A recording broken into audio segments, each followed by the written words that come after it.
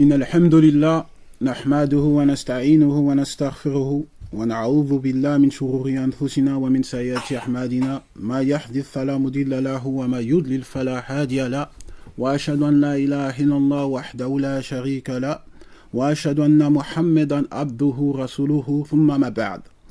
La louange est à Allah et c'est à lui dont j'implore le secours et le pardon et je recherche refuge auprès de lui contre la méchanceté de mon âme et contre les méfaits de mes actes. Je témoigne que nul ne mérite d'être adoré si ce n'est Allah Azzawajal, le seul, l'unique et sans associé. Et je témoigne que Mohammed sallallahu alayhi wa sallam est son dernier messager. Alors je suis heureux de revenir dans cette bibliothèque et je remercie Cheikh Abdel Hakim d'avoir mis, comme à son habitude, à disposition cette pièce qui est bénie, comme vous pouvez le voir, parce qu'elle est comblée de livres religieux. Car Cheikh Abdel Hakim, vous le savez, fait partie de nos aînés qui tiennent quotidiennement à ce que la jeunesse musulmane puisse s'accrocher à sa religion, qu'Allah le récompense et l'élève en degré pour cette générosité de plus honorable. On peut dire un mine plus fort quand même, Cheikh Abdel Hakim. Donc le thème d'aujourd'hui est un thème assez spécial, parce que je pense, du moins à ma connaissance, il n'a pas été assez développé ou assez clarifié. Ce thème, c'est l'esclavage et l'islam, ou on va plutôt dire la libération de l'esclavage par l'islam. C'est un sujet, je dirais, assez flou et à la fois assez épineux, parce que il mérite d'être compris à la lumière des compréhensions de nos textes et de nos sources de manière très très précise. Alors, moi, je veux commencer par procéder à la définition même de l'esclavage. Qu'est-ce que l'esclavage ? Le mot esclave vient du latin médiéval sclavus, qui a été apparu au Moyen-Âge à Venise, là où la plupart des esclaves étaient slaves ou balkans. Et lorsqu'on va dans la définition de l'esclavage, je prends la définition de la Convention relative à l'esclavage de 1926, il est dit que l'esclavage se définit, et je cite, un acte ou une circonstance là où un individu, où on exerce à un individu le droit de propriété. C'est-à-dire que le maître a tout pouvoir, un pouvoir absolu sur l'esclave. Il est sa propriété. Et l'esclave n'a pas de droit, ou très peu.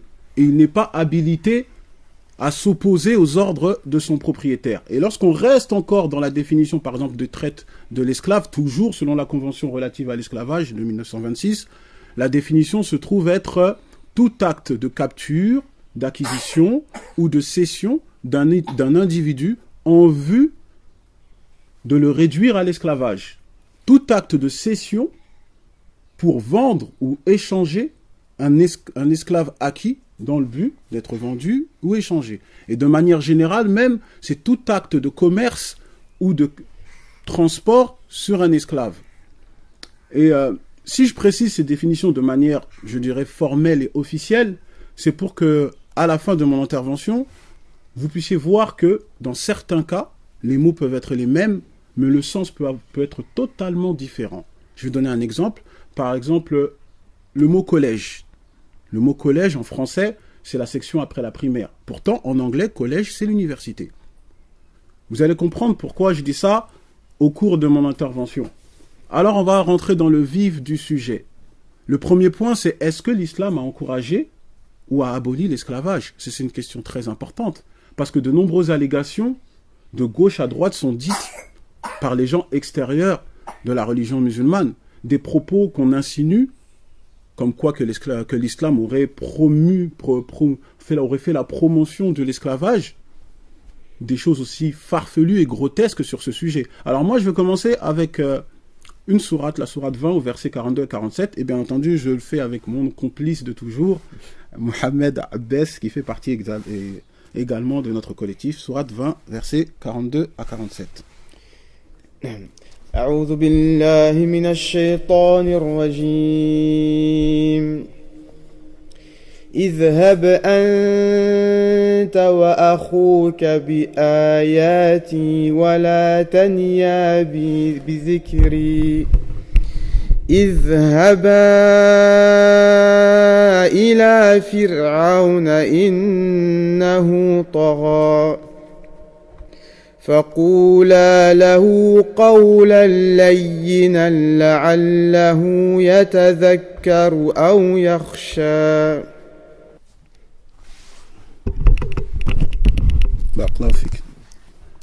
Pars, toi et ton frère, avec mes prodiges, et ne négligez pas de m'invoquer. Allez vers Pharaon, il s'est vraiment rebellé. Puis parlez-lui gentiment. Peut-être se rappellera-t-il ou me craindra-t-il.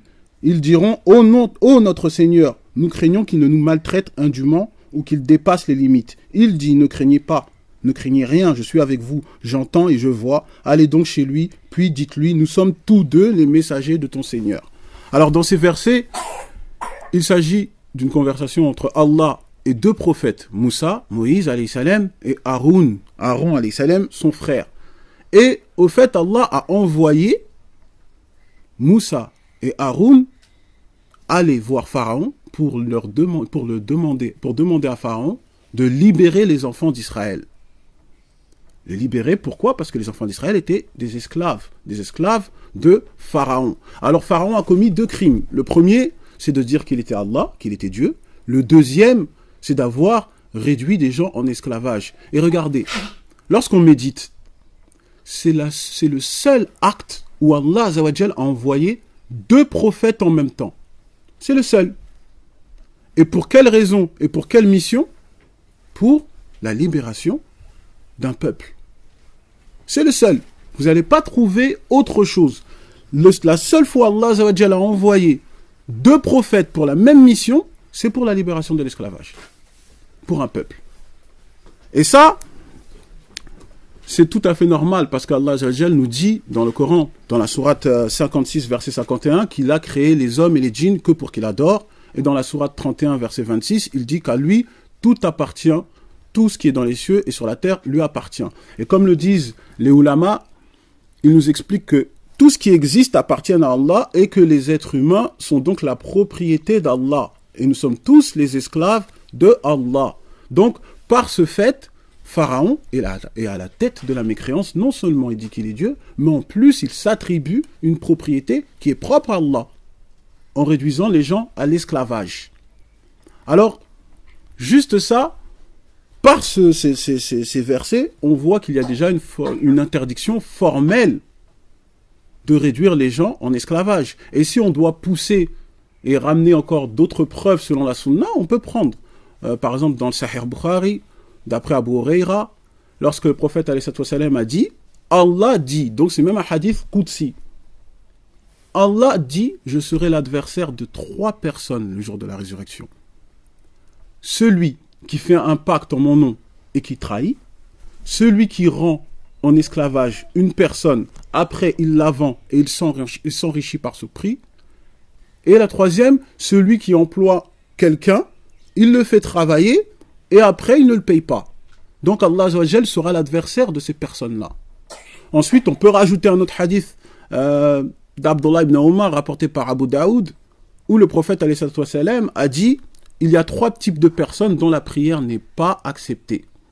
Celui qui reste avec des personnes qui ne l'aiment pas, celui qui vient en retard à la prière, et celui qui rend en esclavage un homme libre ou une femme libre. Donc comme vous le constatez, on a déjà la preuve claire et nette que l'islam interdit formellement l'esclavage. Et moi je défie quiconque qui dirait le contraire. Je le défie.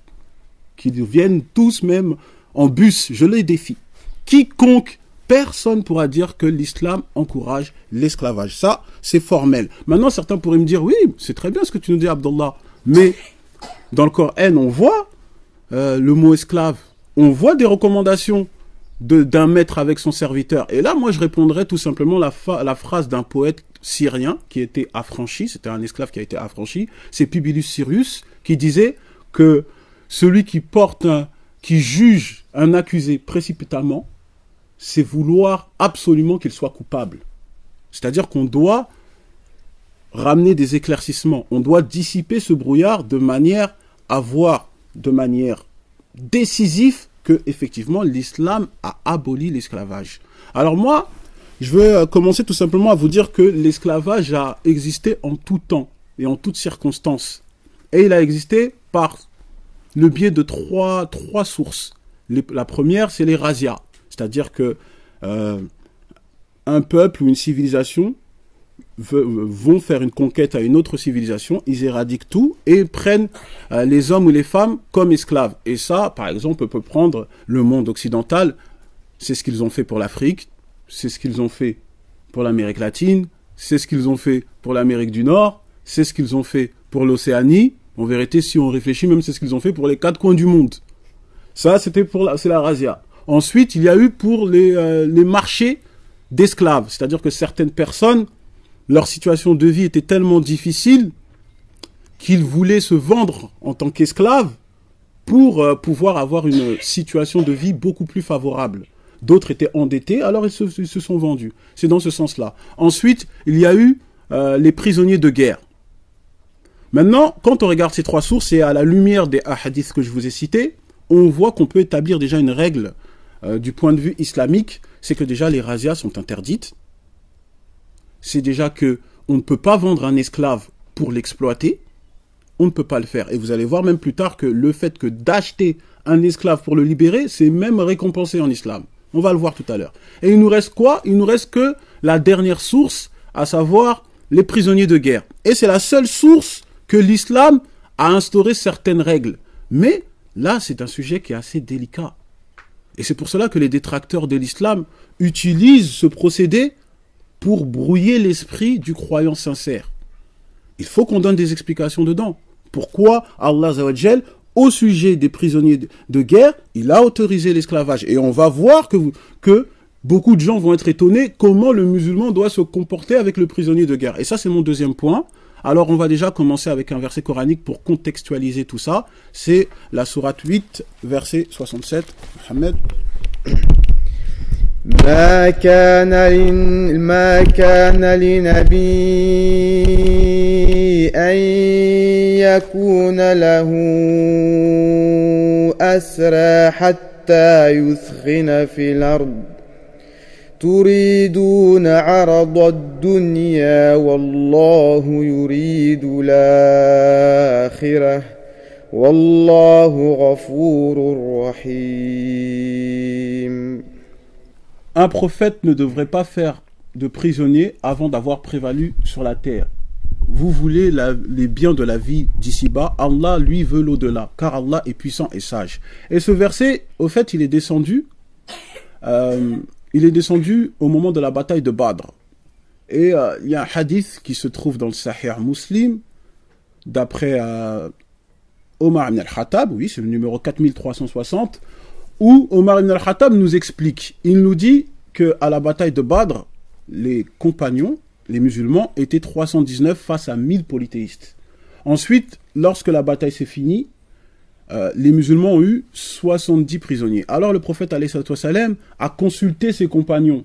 Il leur a demandé qu'est-ce qu'on va faire de ces 70 prisonniers. Alors Abu Bakr as-Siddiq a proposé de les libérer en échange des prisonniers musulmans du côté adverse, parce que il y avait de la famille et des proches des deux côtés, que ce soit dans le côté musulman que du côté polythéiste. Après, le prophète alayhi salam a demandé conseil à Omar ibn al-Khattab, et vous connaissez le tempérament fulgurant de Omar ibn al-Khattab, qui, lui, a proposé plutôt qu'on leur coupe la tête. Pourquoi? Parce que tout simplement, dans les prisonniers polythéistes, il y avait des chefs, des vétérans, des personnes que le Omar disait que si on les libère, alors après, il pourrait porter préjudice à l'ensemble de la communauté musulmane. Mais vous connaissez notre prophète bien-aimé, le prophète de la miséricorde, lui a préféré choisir la suggestion de Abu Bakr. Et le lendemain, et c'est toujours dans le hadith, le lendemain, Omar ibn al-Khattab aperçoit Rasulullah en train de pleurer avec Abu Bakr as-Siddiq. Alors il leur a demandé, mais pourquoi vous pleurez? Alors le prophète alayhi salam a dit, je pleure par rapport à ce qui est arrivé à tes compagnons, à ce qu'on leur a infligé. C'est-à-dire que, au fait, lorsque le prophète sallam a donné la rançon, il a libéré les prisonniers polythéistes, les polythéistes ont trahi et ils ont torturé les compagnons. Et Allah Azza wa Jal a fait quoi? Il a fait voir, il a fait une vision au prophète sallam pour que le prophète sallam voit les tortures que les compagnons ont subies. Et c'est pour cela que notre prophète a pleuré. Et c'est à ce moment-là que le verset que notre frère Mohammed a récité est descendu.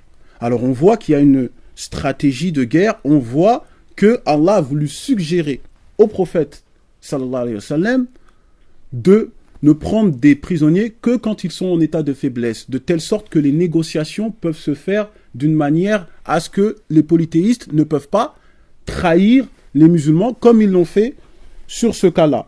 Et j'aimerais aussi souligner quand même, parce que c'est d'une importance quand même capitale, parce qu'on parle souvent que notre prophète alayhi salam était un guerrier, il faut comprendre aussi que notre prophète sallam était quoi? C'était un chef d'État, c'était un guerrier, c'était quelqu'un qui a été dominé, c'est-à-dire on ne peut pas avoir une lecture binaire des textes.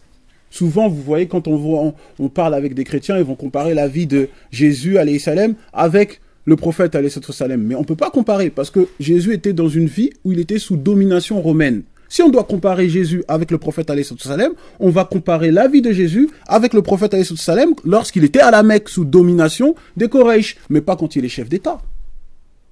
Pas quand on essaie d'attaquer sa ville et qu'il doit se retrouver comme chef d'armée. Non, ça c'est une lecture binaire et c'est des personnes qui n'ont pas la clairvoyance. Alors moi je veux juste, pour souligner, parce que ça me tient à cœur quand même, il faut que je dise quelles instructions le prophète sallallahu alayhi wa sallam a fait en temps de guerre. Parce que le prophète sallallahu alayhi wa sallam, c'est un prophète de miséricorde en toutes circonstances, même en temps de guerre. Regardez le hadith de Abu Daoud, c'est le numéro 2614. Le prophète sallallahu alayhi wa sallam, qu'est-ce qu'il a ordonné à ses compagnons? Il leur a dit quoi? Il leur a dit, allez au nom d'Allah, par Allah et selon la religion de l'envoyé d'Allah. Ne tuez ni femme, ni vieillard, ni enfant. Ne prenez pas une part du butin, rassemblez-le, améliorez-le, agissez en bonté, car Allah aime ceux qui agissent en bonté. Mais maintenant, quand on réfléchit, on va réfléchir d'une manière objective. À cette époque-là, la barbarie était à son apogée. Toutes les civilisations faisaient des actes barbares. Donc la recommandation du prophète, alayhi salam, c'était une recommandation révolutionnaire. Il a fait en sorte qu'on donne des droits aux hommes, aux femmes, aux vieillards et aux enfants. Mais maintenant, à l'heure actuelle, même ceux qui se prônent, et je ne citerai pas de nom, mais ceux qui se prônent être ceux les plus civilisés, est-ce qu'ils respectent même cette recommandation? Parce qu'ils nous parlent des droits universels, des droits de l'homme. Mais le prophète sallam, 1400 ans avant, avec cette recommandation, il a déjà dévancé les droits de l'homme. Il a déjà dévancé ça. Parce que si on réfléchit, est-ce que vous pensez réellement que ceux qui se prônent civilisés, lorsqu'ils lâchent des bombes de leur avion et que ça touche des civils, vous pensez qu'ils sont en train de se dire « Bon, il ne faut pas que ça touche des femmes et des enfants et des vieux » ? Jamais. Je ne citerai pas le nom. Certains appuient juste sur un bouton pour envoyer une bombe nucléaire sur toute une ville. Je ne citerai pas de nom. Mais tout le monde sait c'est qui. Alors c'est eux qui vont nous traiter de barbares. Vous voyez maintenant le culot. Et nous les musulmans on reste muets. Pourquoi ? Et même si je vais dans la Bible, parce qu'on se veut dans la religion comparée, dans la Bible, selon la Bible, Dieu avait donné des instructions à son peuple, lorsqu'ils étaient en guerre, face à leurs ennemis, d'éradiquer toute vie, tout ce qui respire, femmes, enfants, vieux, animaux. Et si vous voulez des références, moi je vous les donne. Josué chapitre 6, verset 10, Nombre chapitre 21, verset 21 à 25, Deutéronome chapitre 20, verset 16. Ça, je vous donne tout un conteneur, ça c'est pas un problème. Mais pourtant, en islam, il n'y a pas cette chose-là. En islam, on peut voir même des normes exceptionnelles qui sont pour les prisonniers. Et ça, on va le voir. Mohammed va nous réciter ça dans la sourate 47, verset 4. فإذا لقيتم الذين كفروا فضرب الرقاب حتى إذا أثخنتموهم فشدوا الوثاق فإما منا بعد وأما فداء حتى تدع الحرب أوزارها. Lorsque vous rencontrez au combat ceux qui ont mécru, frappez-en les coups. Puis quand vous les avez dominés, enchaînez-les solidement. Ensuite, c'est soit la libération gratuite, soit la rançon, jusqu'à ce que la guerre dépose ses fardeaux. Il en est ainsi, car si Allah voulait, il se vengerait lui-même contre eux. Mais c'est pour vous éprouver les uns par les autres. Et ceux qui seront tués dans le chemin d'Allah, il ne rendra jamais vaines leurs actions. Mais regardez, même en temps de guerre, Allah, il donne des droits aux prisonniers. C'est-à-dire, quand on a des prisonniers, soit c'est la libération gratuite, soit c'est la rançon. Mais dans les deux cas, il y a toujours un processus pour qu'il y ait une libération. Il n'y a pas un esclavagisme à perpétuité comme ça a été, par exemple, pour l'esclavagisme occidental. Ou même l'esclavagisme biblique, je reste encore dans la Bible. Dans Lévitique chapitre 25, versets 44 à 46, Dieu dit, selon les chrétiens, qu'il dit à son peuple d'asservir les nations, de les éradiquer quand ils sont en guerre, et de garder leurs femmes, les enfants, comme esclaves à vie, et de les dominer avec dureté. Ça, c'est dans la Bible. Mais en islam, on ne voit pas ça. Il n'y a pas ça, on donne des droits même aux prisonniers. Est-ce que maintenant on peut avoir un esprit si mesquin en pointant du doigt les musulmans? C'est vraiment, on dirait, comme ils le disent eux-mêmes, c'est l'hôpital qui se fout de la charité. En islam, d'ailleurs, je peux citer le hadith d'après Abu Moussa dans le Sahih Bukhari, où le prophète alayhi salam a dit cette chose. Il a dit, libérez les captifs, donnez de la nourriture à ceux qui ont faim, et visiter les malades. C'est-à-dire que dès lors qu'un prisonnier n'est plus un danger pour la communauté musulmane, il y a directement un processus pour libérer ces captifs-là.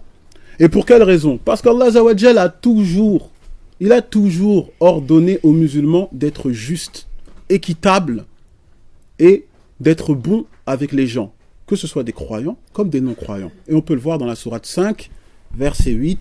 Mohamed. يا أيها الذين آمنوا كونوا قوامين لله شهداء بالقسط ولا يجرمنكم شنآن قوم على ألا تعدلوا اعدلوا هو أقرب للتقوى واتقوا الله إن الله خبير بما تعملون. Ô les croyants, soyez stricts dans vos devoirs envers Allah et soyez des témoins équitables, et que la haine pour un peuple ne vous pousse pas à être injuste. Pratiquez l'équité, cela est plus proche de la piété. Et craignez Allah, car Allah est parfaitement connaisseur de ce que vous faites. Alors on peut aussi prendre la sourate 8, verset 70, qui je pense même est plus appropriée à notre sujet d'aujourd'hui, la sourate 8, verset 70. يا أيها النبي قل لمن في أيديكم من الأسرى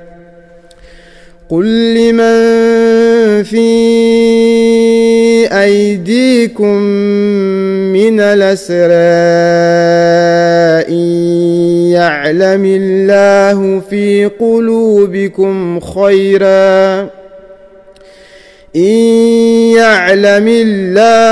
في قلوبكم خيرا يؤتكم خيرا مما أخذ منكم ويغفر لكم والله غفور رحيم. Ô prophète, dis aux captifs qui sont entre vos mains. Regardez, même Allah Azza wa Jal, il demande au prophète de donner des paroles réconfortantes aux prisonniers.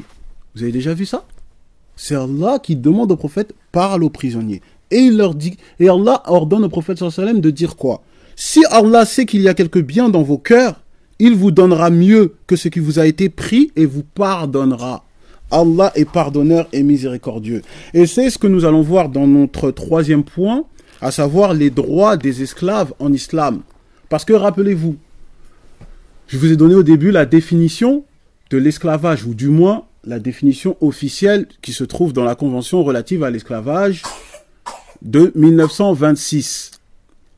Et je vous rappelle que dans cette définition, la définition claire et formelle, c'est qu'un esclave n'a pas de droit. C'est la propriété de son maître. Son maître a tout pouvoir sur lui. Il a un pouvoir absolu. Et là, on va voir qu'en islam, même si le mot esclave se retrouve dans nos sources, le sens en est totalement différent. Ça n'a rien à voir. Le terme le plus approprié, ou le terme réel, normalement, serait plus servant. Et vous allez le voir. Ça, il n'y a aucun doute. Alors maintenant, certaines personnes pourraient se demander, mais alors pourquoi l'esclavage n'a pas été interdit directement? Pourquoi il a été aboli de manière graduelle? Moi, je dirais tout simplement que les Arabes, déjà, comme la plupart des civilisations, pour ne pas dire toutes, ont toujours vécu avec l'esclavage.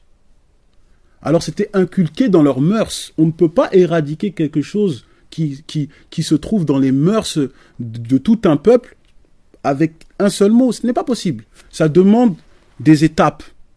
Et ça a été le cas, par exemple, pour l'alcool. L'alcool en islam n'a pas été interdit directement. L'alcool a été interdit progressivement. Alors, la première étape que l'islam a ramenée justement pour enlever l'esclavage, c'est tout d'abord de donner les droits à l'esclave. Le premier droit qui a été donné, c'est le droit au respect et à la dignité.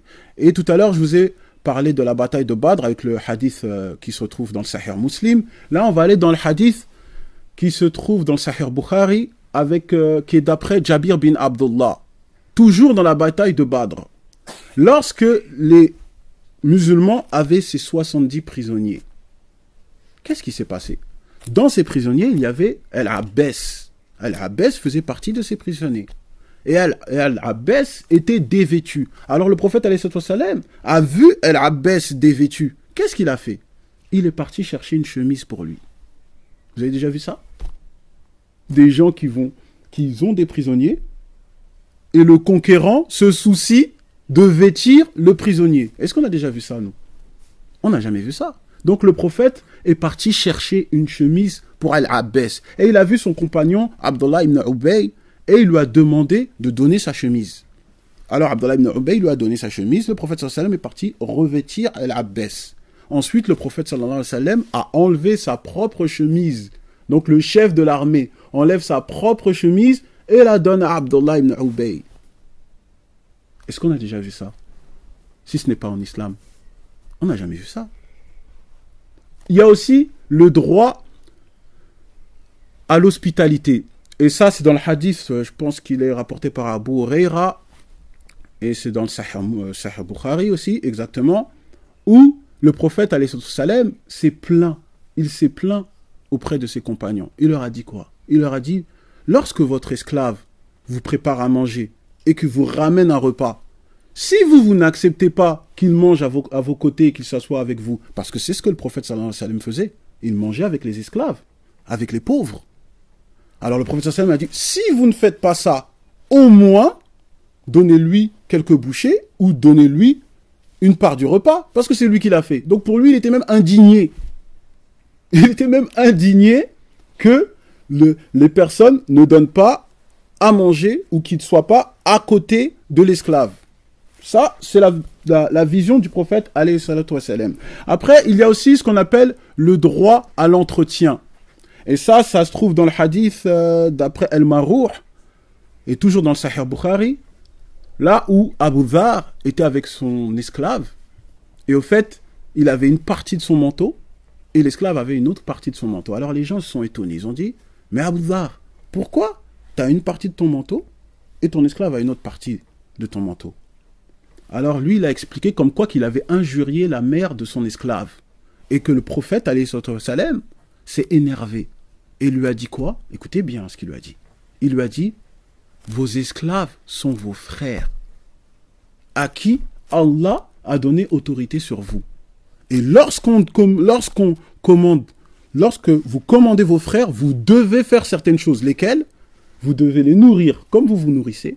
Vous devez les habiller comme vous vous habillez. Et si vous leur donnez et ne leur donnez pas des charges qu'ils ne peuvent pas supporter, Et si vous le faites, bah alors vous êtes obligé de les aider.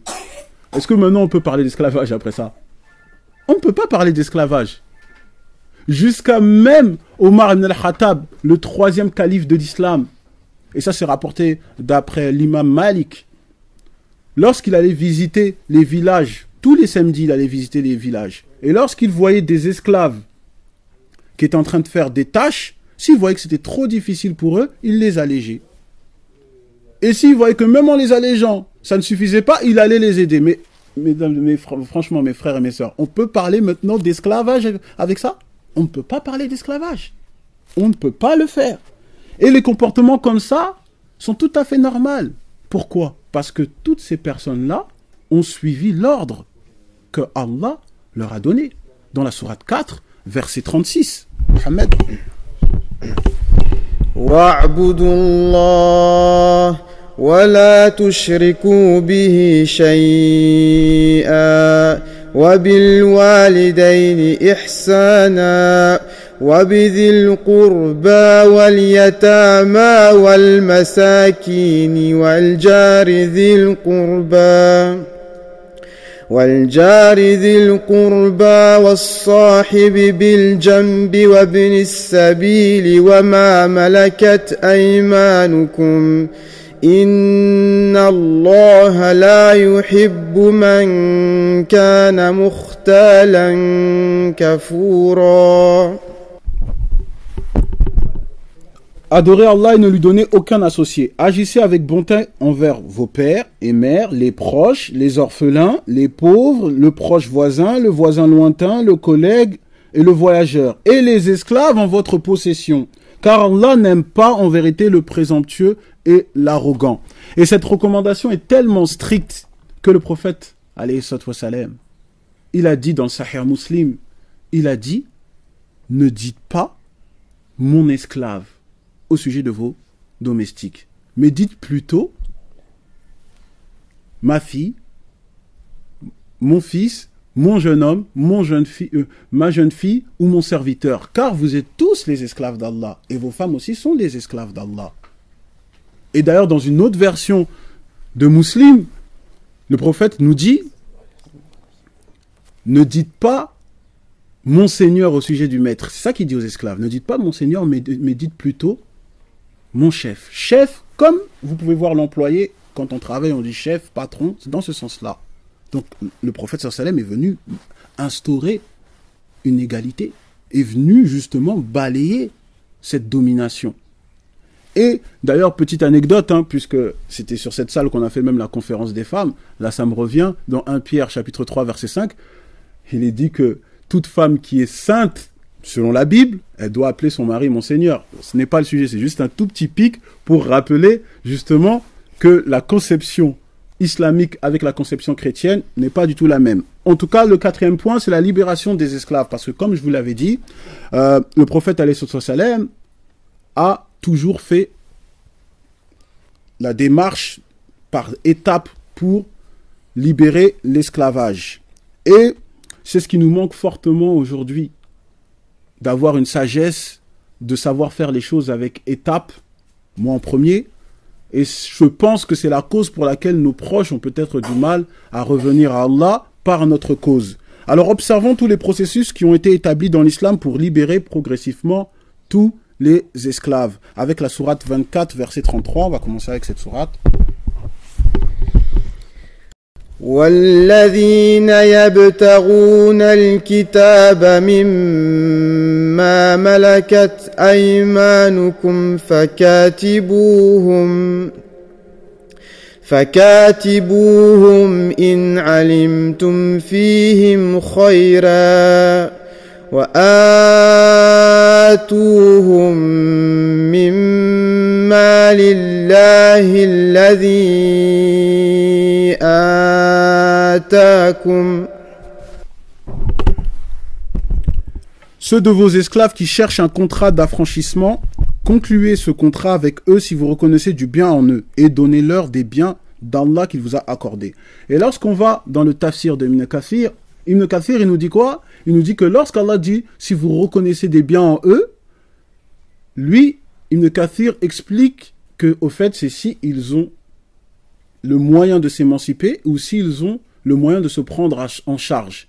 Alors c'est comme ça que Ibn Kathir définit ce verset, si vous reconnaissez des biens en eux. Et ensuite, quand Allah nous dit donnez-leur des biens, Ibn Kathir, qu'est-ce qu'il donne comme tafsir, qu'est-ce qu'il donne comme explication? Il dit que le maître, alors, il doit donner sa zakat à l'esclave pour le permettre de se libérer. Donc maintenant, réfléchissons. Le maître, il doit donner de l'argent à son esclave. Vous avez vu ça où? Est-ce que maintenant on peut parler d'esclave? Il doit lui donner de l'argent pour qu'il puisse se libérer. Et lorsqu'on va dans le tafsir de Ibn Abbas, lorsqu'on dit si vous reconnaissez des biens en eux, Ibn Abbas, qui est le neveu du prophète sallallahu alayhi wa sallam et qui dans nos sources on dit que c'est l'une des personnes qui avait la meilleure compréhension du Coran, qu'est-ce qu'il nous dit? Il nous dit que lorsque vous reconnaissez des biens en eux, il s'agit de quoi? Il s'agit de voir leur caractère, leur éthique. Si c'est des personnes qui sont nobles, fidèles, droites, alors à partir de ce moment-là, on doit faire en sorte de les libérer. Et qu'est-ce que Ibn Abbas traduit lorsqu'il dit donnez-leur des biens? C'est qu'on doit donner un tiers du contrat d'affranchissement. Parce que rappelez-vous, je vous l'ai dit que lorsqu'un esclave demande d'être affranchi, le maître doit obligatoirement faire un contrat d'affranchissement. Ça veut dire que si il dit moi je veux être affranchi, lui peut-être il va faire quoi? Il va faire un contrat, il va dire ok, ton affranchissement c'est 3000 €. Et dans ces 3000 €, avec ce verset, et ben alors le maître, il doit donner 1000 €. Donc le maître qui est malin, il sait qu'il est dans un guêpier. Alors il va pas demander un contrat élevé. Parce que s'il demande une grosse somme, 9000 €, il est obligé de donner 3000 €. Alors il va donner une somme très basse. Comme ça, il sait qu'il perd pas d'argent. Vous avez vu comment ce processus, il a été fait de telle sorte que la libération de l'esclavage se fasse de manière graduelle, mais efficace. Et d'ailleurs, cette petite chose me fait penser à un hadith des plus étonnants, et il se trouve dans le Sahih Bukhari, et je pense que c'est le numéro de tête, c'est le numéro 895, où il y avait un compagnon qui s'appelle Umar ibn Khabar. Il avait une terre à Khaybar. Et lorsqu'il avait cette terre-là, il est parti voir le prophète, alayhi salatu wa salam, et il lui a dit, Ya Rasulullah, qu'est-ce que je vais faire de cette terre? Alors le prophète sallallahu alayhi wa sallam lui a dit, prends cette terre-là et utilise-la pour la charité. Tout ce qui va en sortir de bénéfique, tu l'utilises pour la charité. Alors c'est ce qu'il a fait. Et il a fait quoi? Avec tous les bénéfices de cette terre, il a nourri les pauvres, il a aidé ses proches et il a affranchi des esclaves. Et maintenant, dans la libération des esclaves, il y a aussi une autre forme de libération, une possibilité qu'Allah a instaurée, qui est par l'expiation des péchés. C'est-à-dire que quelqu'un fait des péchés, Allah a mis en sorte que pour se faire pardonner de ce péché, il fallait qu'il affranchisse un esclave. Par exemple, lorsque vous allez... lorsqu'on voit qu'un musulman, par exemple, il aurait tué accidentellement tué accidentellement un croyant, eh ben alors il se doit d'affranchir un esclave. Si quelqu'un casse son ramadan volontairement, il doit affranchir un esclave. Si quelqu'un ne tient pas son engagement, il doit affranchir un esclave. Si quelqu'un considère ou qu'il dit une insulte, s'il y avait une insulte arabe qui, quand les Arabes étaient en dispute avec leur épouse, ils disaient « tu es semblable au dos de ma mère », alors pour cette phrase-là, il devrait affranchir un esclave. Et celui qui, je dirais, frappe son esclave, alors qu'est-ce qu'il doit faire? Il doit l'affranchir. Vous vous rendez compte? Pourtant, quand on parle de l'esclavage, on pense à quoi? Quand on parle d'esclavage, on pense directement au coup de fouet, à la maltraitance. Ça, c'est la première chose à laquelle on pense. Et bien alors là, en islam, celui qui frappe un esclave, il doit l'affranchir. Et ça, c'est dans le Sahih Muslim. C'est d'après Abu Masoud. Lorsque Abu Masoud a frappé son esclave, le prophète sallallahu alayhi wa sallam l'a vu et il lui a dit quoi? Il lui a dit, le prophète sallallahu alayhi wa sallam était derrière lui et il lui a dit, Allah a plus d'autorité sur toi que tu as sur ce type. Alors Abu Masoud s'est retourné, il a eu peur. Et il lui a dit quoi? Il lui a dit, Ya Rasulullah, par amour d'Allah, je le libère. Et qu'est-ce que le prophète sallallahu alayhi wa sallam a répondu? Écoutez bien ce que le prophète sallallahu alayhi wa sallam il a répondu. Le prophète sallallahu alayhi wa sallam a dit quoi? Il a dit, si tu ne l'aurais pas fait, les portes de l'enfer te seraient ouvertes. Les portes de l'enfer te seraient ouvertes. Et le feu t'aurait brûlé. Alors maintenant, est-ce qu'on peut parler d'esclavage? Abaden, jamais. On ne peut pas parler d'esclavage. Il n'y a rien de plus clair. Il n'y a rien de plus clair. Et d'ailleurs, petite anecdote, hein, dans la Bible, parce que je reste encore dans la Bible, je suis désolé, je suis dans la religion comparée. Donc, dans Exode chapitre 21, verset 21, un maître peut frapper son esclave à coups de bâton. Il le fait ce qu'il veut, il peut le frapper. Tant qu'il ne le tue pas, il n'est pas sanctionné. D'ailleurs, même quand vous allez dans le texte, on vous dit, même s'il le récupère 3 jours après, s'il le récupère et que c'est pas la mort qui s'ensuit, il n'y a aucun problème, il n'est pas sanctionné. Mais pas en islam. Et pour conclure mon intervention, et ce sera mon dernier mot, c'est que l'islam a encouragé la libération des esclaves par le moyen le plus noble. C'est-à-dire, quel moyen? C'est le fait qu'en libérant un esclave, on se rapproche d'Allah. C'est-à-dire que celui qui libère un esclave, selon le concept islamique, il a des récompenses et il est aimé d'Allah. Et c'est pour ça que le prophète sallallahu alayhi wa sallam a dit, d'après Abu Huraira, et c'est toujours dans le Sahih Bukhari, le prophète sallallahu alayhi wa sallam a dit quoi? Il a dit, celui qui libère un esclave, Allah le sauvera son corps du feu, comme lui a sauvé le corps de l'esclave. Est-ce que maintenant, après, on peut encore entendre des personnes qui vont nous dire que l'islam encourage l'esclavage? Et le musulman reste muet. Là, je ne veux plus vous voir muet. Alors là, je refuse. Vous allez me voir froncer les sourcils. Ce n'est pas possible.